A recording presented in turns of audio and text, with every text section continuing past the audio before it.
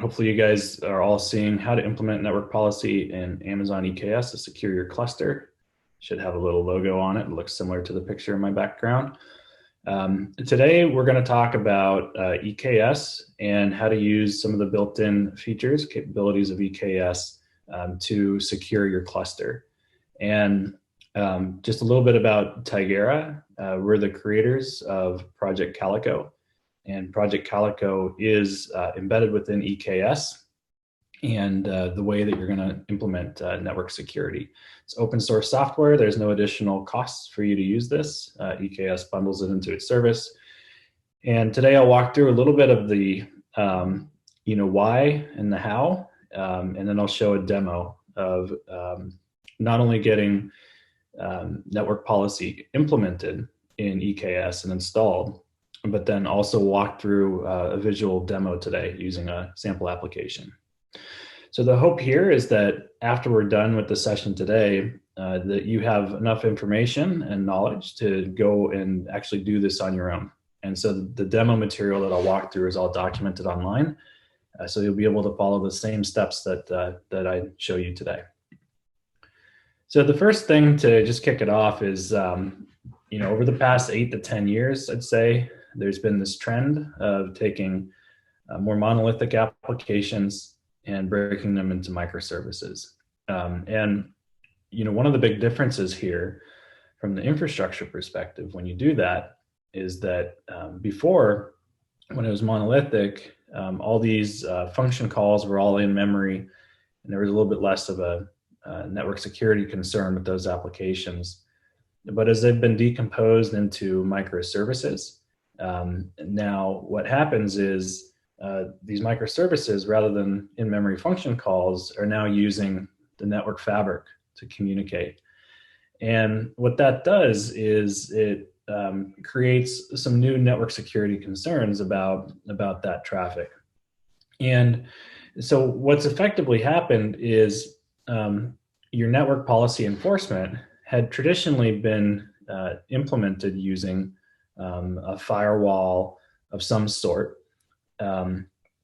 And now with the microservices, you really have to do the policy enforcement really at the workload level. And, generally this is where Kubernetes comes in, as it's helping to orchestrate and run these microservices. But that change from the perimeter security to security that would be implemented around your workloads has been quite disruptive for the security teams. And what often occurs, what we've seen, is that the platform engineers and platform operators that are looking to launch Kubernetes will get to some certain point, and then generally the security team will step in before they move to production, and oftentimes things move to a grinding halt. And what I'll walk through today will include positioning to help you get through that stage with your security team and get their buy-off. And you can do that using Calico policy that I'll talk through today. So Project Calico is open source software, and it does two different things. It does networking, not in the case of EKS. EKS uses its own networking, but it also does network policy, which is the Kubernetes way of doing network security. So we created Project Calico. We continue to launch new versions of that probably twice a quarter. We've also, our team contributed upstream into Kubernetes itself. And so the whole concept of how CNI and networking works, we contributed to those projects for CNI. We also contributed to adding the network policy construct within Kubernetes. Our team has also been involved early days with Istio. If you're not familiar with Istio, it's a service mesh, and it provides more layer 7 or application layer policies. And we've contributed, we were on the special interest group for security, so we've contributed there. And then we've also contributed capabilities to Envoy. And these are different capabilities, different products that we integrate with. Now, Project Calico is embedded within most Kubernetes distributions that are out there. Today, we're going to talk about GKE, but if you're using AKS, or I'm sorry, we're talking about EKS today, but if you're using GKE or AKS or IKS, or something that's more self-managed like Rancher or VMware PKS, we're embedded in all of these. And since we are embedded there, Calico network policy has really become the industry standard. And from what's been reported to us through customers as well as through some of the cloud providers, we know that we have at least 150,000 clusters that are running Project Calico today. So it's a technology that you can rely on. There's a lot of people out there. There's a large community that can help support for any of the use cases that you might want to use Project Calico to implement. So a little bit about what is network policy. I keep referring to that.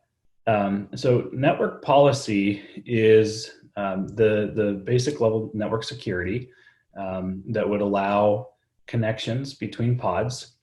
And it's really based on a few different concepts. First, it's label-based. And this is a much better way of doing it than the traditional way of firewalls that would be based off of more static IP addresses and perhaps FQDNs. But that doesn't really work well for Kubernetes, because the pods, whenever they're scheduled, you can't really predict what that IP address will be that they have. You also have multiple copies of the same pod that are running, which creates a lot of confusion for a firewall. So Calico and Kubernetes for network policy, they use labels. And those are going to allow us to be a lot more dynamic. Network policy is also declarative. So just like anything else in Kubernetes, you basically say, hey, I'd like this replica set, and I'd like two pods running at all time. Kubernetes just makes it happen. Very similar, you define declaratively, here are the connections I would like to allow, and Kubernetes and Calico just makes it happen for you. This is also very, very dynamic. And so as pods churn, they get rescheduled, they get relaunched on different nodes. And as long as they have those labels in place, then Calico can immediately apply policy, generally within milliseconds, and milliseconds within environments with thousands of nodes. And so this is all what Project Calico is about, is creating these label-based declarative policies that are dynamic in nature and really are a little bit more natural for Kubernetes and cloud. So one of the ways that you can position this with your security team is that you've implemented zero trust security. And that's a pretty hot term, a buzzword that the security folks are using today. It's a very strong security posture, much stronger than that of the firewalls. And it's something that they kind of want to get their arms around. And if you can position, and I'll talk about the positioning, but if you can position this Calico network policy as implementing zero trust network security inside your cluster, the security folks are more likely to give you a thumbs up and not do some of the strange things that we've seen, like forcing you to hairpin traffic through a firewall, for example, that introduces latency. So you can give them a little bit of education on what network policy is.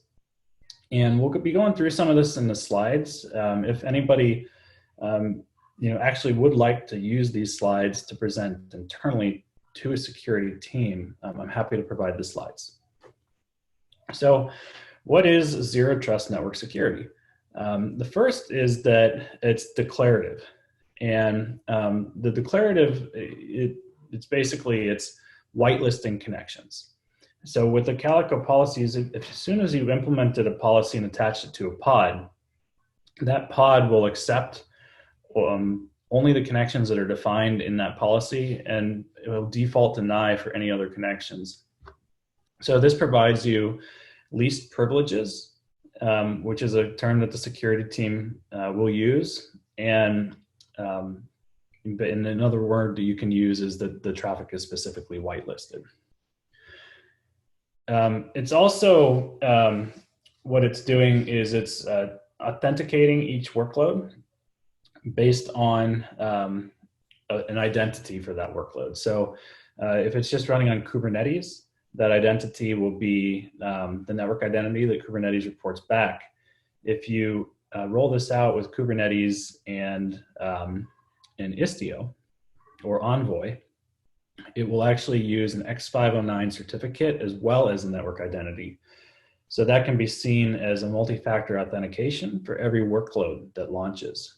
And so the concept is the workload launches, it does multi-factor authentication, and then it gets the rules specifically whitelisted for what it's allowed to do. And then we also provide defense in depth.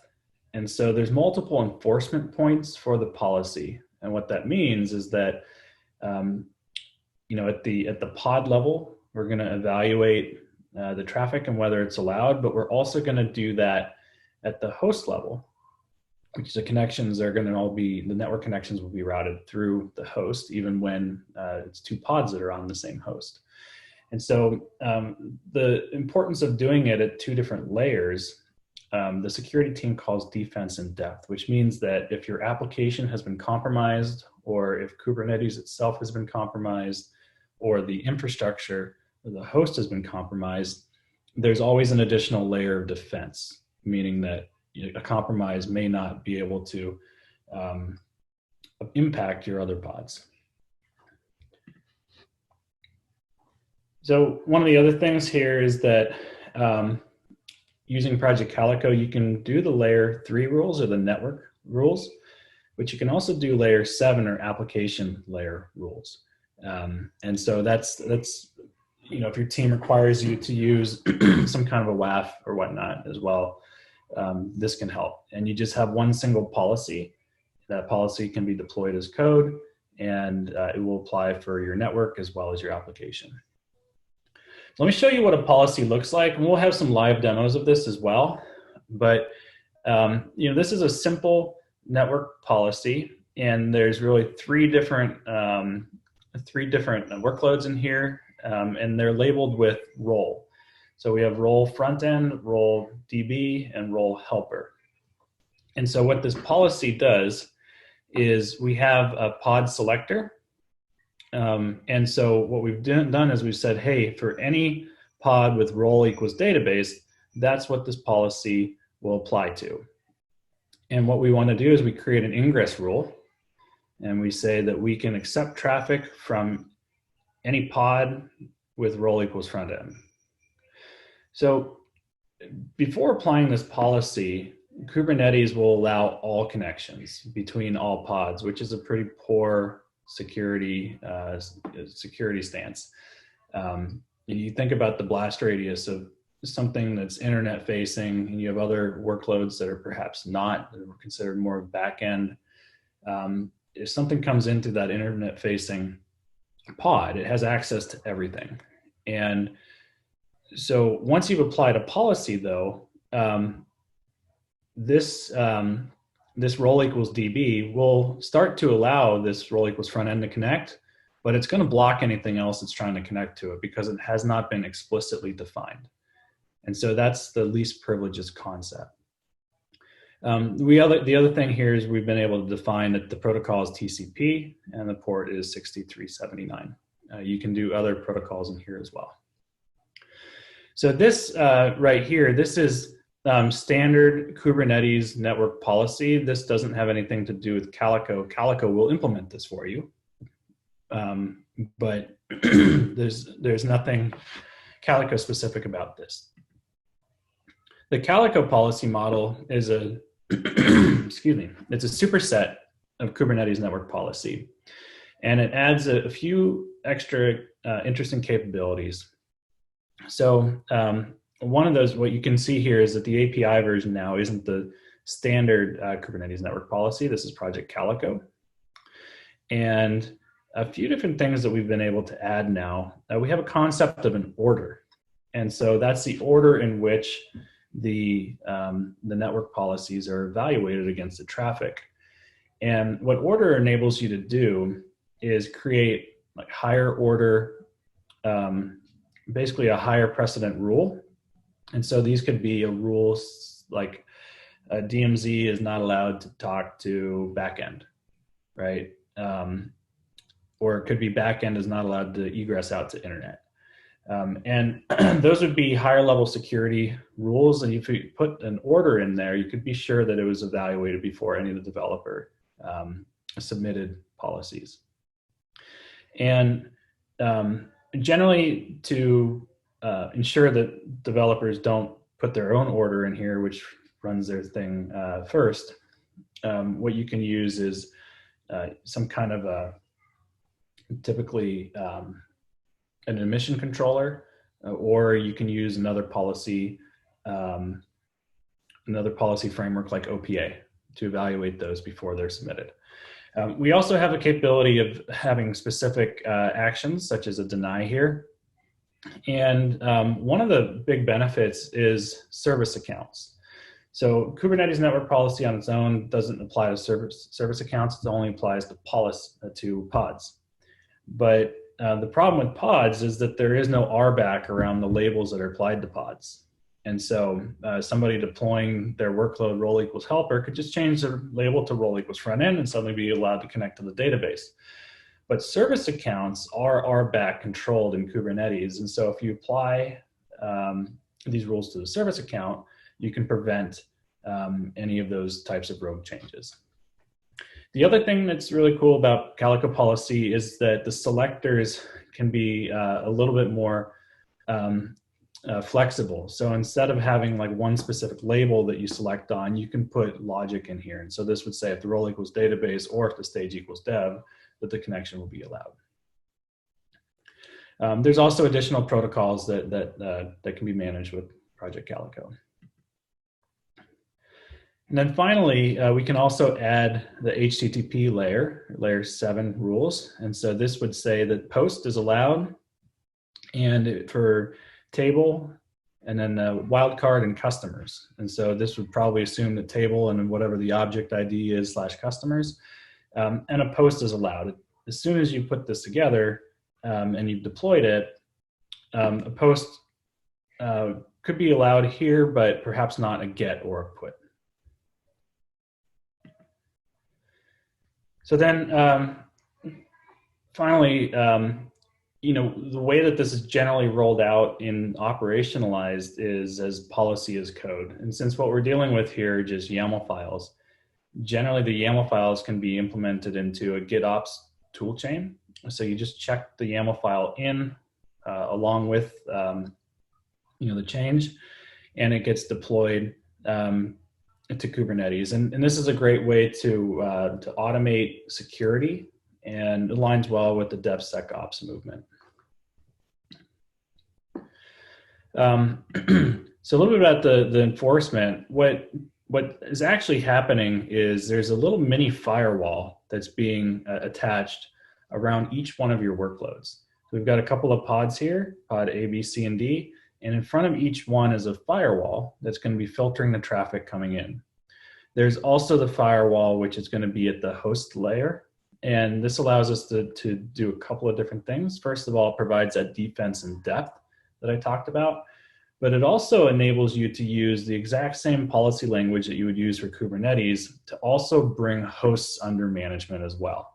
And that can be a huge benefit because many of these applications are not just Kubernetes. They still have to connect to things that are outside of Kubernetes. So these are the endpoints that we secure. And this is a little bit of a busy slide. I'm not going to talk through all of the bullet points here, but I think the important thing here is that traditional network security and what the team is going to want to do, your security teams, just doesn't really align well with Kubernetes, because Kubernetes is so dynamic. Those workloads are being scheduled with new IP addresses. They're ephemeral. And trying to force firewalls and traditional means of network security onto Kubernetes is a very, very unnatural thing. And it doesn't really scale well. And oftentimes we've seen where it's created outages and a huge increase in cost as well. For example, hairpinning traffic through a firewall will require a very large amount of bandwidth or a very large number of virtual firewalls that you deploy. And the cloud native approach of using Kubernetes network policy or Calico policy is a much more natural way, and it's native within Kubernetes. But the security teams just need to understand it and see it positioned as a zero trust network security and to understand how it's working. So what I'm going to do is I'm actually going to skip a couple of those slides, and I'm going to talk through how to do this in EKS. And then I'll show the demo here. Now, everything that I showed today, if you just Google Calico EKS, you'll be able to, like the first link up there is a documentation that I'm going to actually use for the demo today, which is, it's quite convenient. And so if I type in Calico EKS, first link here is for the Amazon docs and installing Calico on Amazon EKS. And I'm going to use this for my demo today. It's a fantastic demo. And you get to visually see the network traffic as it flows. And so I like to show this one. But the benefit of me showing what's already published up here is that after we meet today, you can go do this on your own. So let me show you the use case that we're going to demo. We're going to have an application that we call Stars. And it's a microservice application, and it's between three different namespaces. We have a client namespace, which is where the connections will be coming in from the internet. That's going to be a web GUI front end. And then we have a namespace called Stars, which has more of the logic and the back end of the application. And then we have another namespace called Management UI. And what this does is it has this it has a portal that's going to monitor and look at all of these different pods, and it's going to report to us visually what the all the connections which are being requested and how that's and whether or not they're being accepted or denied. Now, the use case that we want to implement today is some form of a bad actor coming in, popping the client through the public internet. And then we want to prevent them from being able to access the back end here. But we want to allow client to front end and back end to communicate in this way. And then the management UI will look a little bit like this. And as we walk through the different examples, you'll be able to see how the network traffic is changing. Okay, so let me get into it now. What I have is a cluster that I've created on EKS.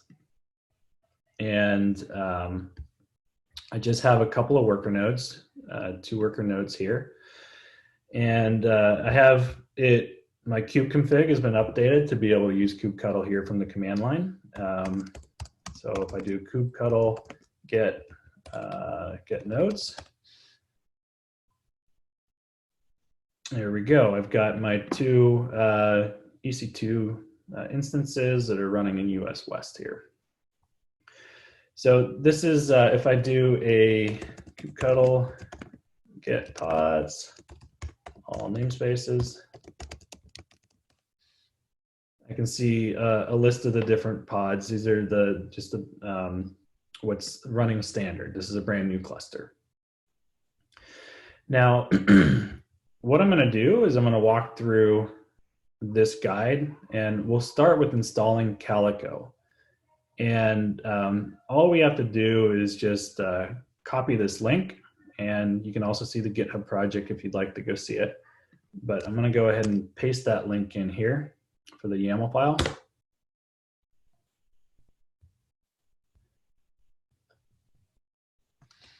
Okay, so it looks like it's created it, and let me get those pods again. Okay. So what we see here is we have Calico nodes, which are running. And remember that we had 2 different nodes, and so there's 2 different pods for Calico running. Calico is being run as a daemon set. And so what that does is it guarantees that 1 copy of the Calico pod will always be running on each node. So we can see that those are up in a running state now. Yeah, and you can see the daemon set here as well. It's Calico node, desired 2, has 2 current. And if you want to delete from your EKS cluster, you can just use this command here. But I'm not going to do that now, because what I'm going to do is I'm going to walk through the stars policy demo.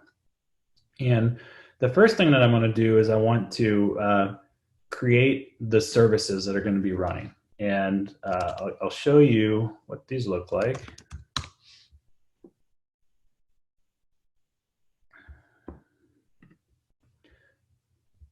So we have the application itself. So there is a couple of different workloads that we have. The first one is a client. And what this does is we just feed it in some URLs to connect to. And this little process, what it'll do is it's going to run and it's going to continually try to ping these different services. So the client's going to try to talk to the front end, and it's going to also talk to the back end. Front end, we'll be talking to the back end as well as the client. And then the back end is connecting to the front end and the client. So basically what we're seeing is everything is connecting to everything. And then we have the management UI, which is running over port 9001. And this is just an application that's going to be monitoring everything that's inside of the Kubernetes cluster. So let me go ahead and just launch these YAMLs to get it installed.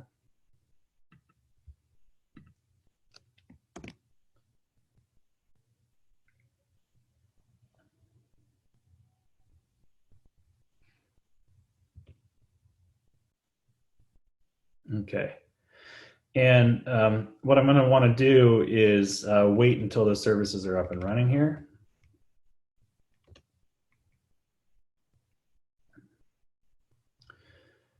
Yeah, we can see they're being created, management back end and the front end. And they're running. All right. So the next thing is to make this convenient, they've given a command for port forwarding so that you can just access this application from your local host instead of trying to go open up ports and figure everything out up there in AWS. And this makes it really, really convenient. So this means that I'm now running on port 9001. So I can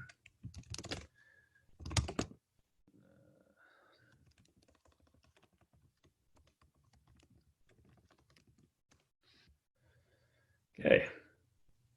And here we are. So this is the management UI application, and it's showing our front end, our client, and our back end. And these different bars that you see are the connections that are being attempted. And then the white lights that you see are the connections that are being allowed. So you can see that basically everything is communicating with everything right now. The front end is connecting to the back end. It's also connecting to the client. And likewise for the other services. Okay, so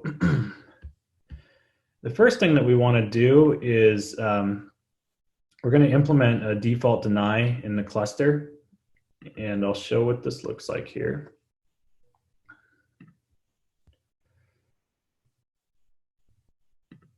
Actually, I don't think I have that file loaded up. It would look like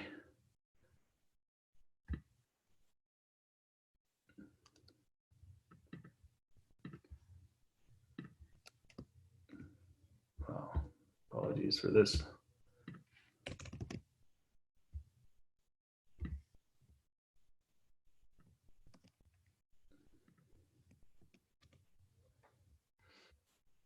This is a network policy here. And it basically is just going to attach to everything. And then once it's attached to everything, if you remember, the concept of these network policies is that you have to now whitelist the traffic as soon as you've attached to a pod. And so since this hasn't actually whitelisted or enabled any traffic, it's going to block all traffic. And I'm going to go ahead and implement this right now, and you'll see what happens to my management UI. So let's copy these default deny rules. I'm going to implement those here. Okay. And yeah, so there's nothing here. We've just basically blocked off everything. So the management UI itself actually can't see those workloads to report on it. Nothing else is connecting to each other either. But to visually show this to you, what I want to do is I want to enable the management UI to access those services. And so we're going to grab these couple of policies. And it's basically just going to allow the UI. And we'll come in here, refresh, and there you have it. So we've got our client, our back end, and our front end. And you notice the connections that are being attempted, but there's no network traffic flowing through because these are denying all the traffic from each other. So the next thing that we want to do then is we want to allow the front end to communicate to the back end. And here's what the policy looks like. So this says if your role is back end, that you're going to allow connections ingress from front end over TCP 6379. So I'll go ahead and run that back end policy.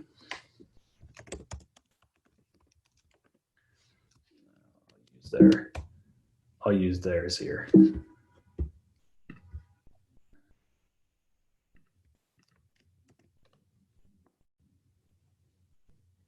Just created a policy, give it a refresh. There you go. Front end is now communicating with the back end. And of course, the next thing we wanted to do was allow the client to then communicate with the front end. So we'll grab that other YAML. It basically just looks like this. It says when your role is front end, you got an ingress that you're going to allow from anything with role equals client on TCP 80. So let's run that command here.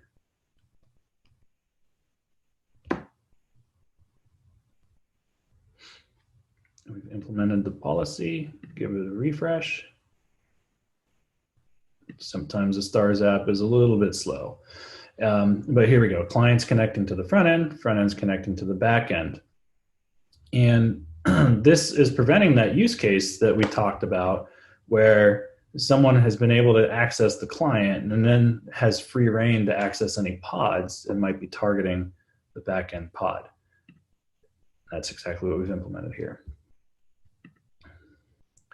So the last step up here is just a couple of commands that you can do that will just go delete everything that we just created here. It will blow away all those workloads.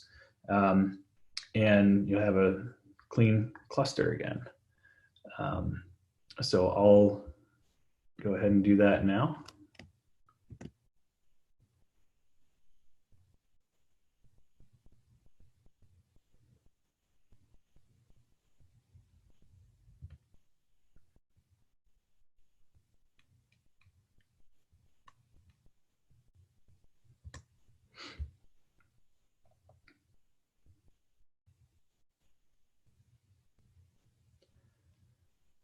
While it's deleting these things here, my application's probably, yep, got rid of one of those nodes. Yeah, so this is just taking a little bit of time. I'm not sure why EKS is being so sluggish with me here. There we go.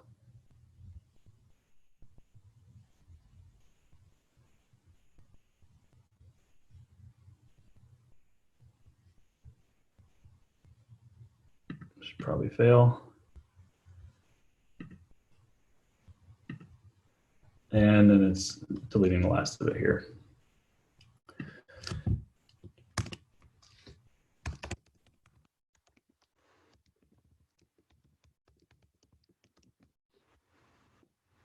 Yeah, and we can see it's terminating these here. So that's the demo that I wanted to walk through today. It's something you can do this on your own, and you can use this exact same demo to sit down and actually show your security team exactly how you're going to secure the traffic. And you know, it's generally a good practice to get ahead of this and start to implement these policies a little bit earlier, I'd say, in your overall adoption or journey, because they are a little bit tricky to add after the fact when you have, you know, potentially hundreds of workloads that are running in here and you have to go in there and figure out, you know, what those policy rules should be. And the security team is going to want to see that. Quick takeaway, and then I've got some goodies that I'm going to talk about here in just a second. But you know, Kubernetes network policy is the way to do network security in Kubernetes. You want to try to stay away from the other tools that the network security teams are using today. They just don't really work very well. They're very unnatural.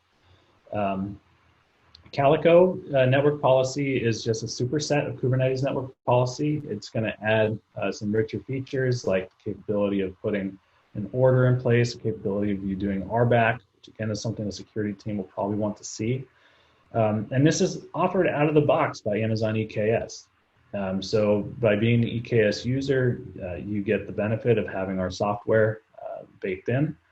And you know, this is incredibly scalable. And the reason why Amazon chose us, there are other policy providers that are out there, but the reason why they chose us was because they're very good at listening to their customers. Their customers have asked for this.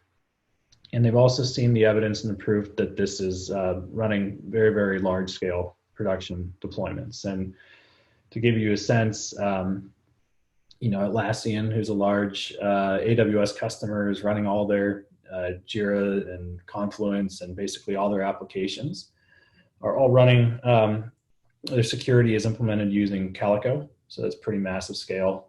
Other things like IBM Watson that are out there or HBO Go, are all using this as well. So it's tried and proven. The one other thing I wanted to invite you guys to check out is Calico Enterprise. So we do have an enterprise version of the product, and it looks like there's some questions coming in, so I'll get to that in just a second here. So what Calico Enterprise does is it's like Calico's big brother, and I talked about how it can be a little bit difficult or tricky to create all these policies after you already have like a bunch of workloads that are running. One of the things that Calico Enterprise does to get you started is it will auto create. It'll basically watch the network connectivity as it occurs, and then based on the behavior of those apps, it will auto create and suggest policies for you. You also noticed today that as I implemented policies, those changes were immediate. And oftentimes it can be a little bit tricky if you perhaps had some kind of a typo or something that happened with your policy that might cause services to not be able to connect. And so what Calico Enterprise does is it has a preview feature where you can preview and visually see you know, what new connections will be allowed or denied. And it also allows you to stage it so it runs in a permissive mode, and you can see what Calico was going to approve or deny in terms of connections without actually implementing the rules yet. There's also some troubleshooting tools, and then one of the things that Kubernetes network policy doesn't really provide is a way of doing egress controls. And so when you have to connect to something like an RDS database that's running in a different security group, you generally have to allow the whole entire EKS cluster access to that security group, which a lot of folks don't really like. So we provided more fine-grained access controls, and then security teams generally, they want to see more than, hey, you've implemented the rules. They want to see proof that they're being enforced, and so it will do compliance reporting. So if you're interested in giving Calico Enterprise a try, we have a free online version of it, and you just go up to tigera.io/trial.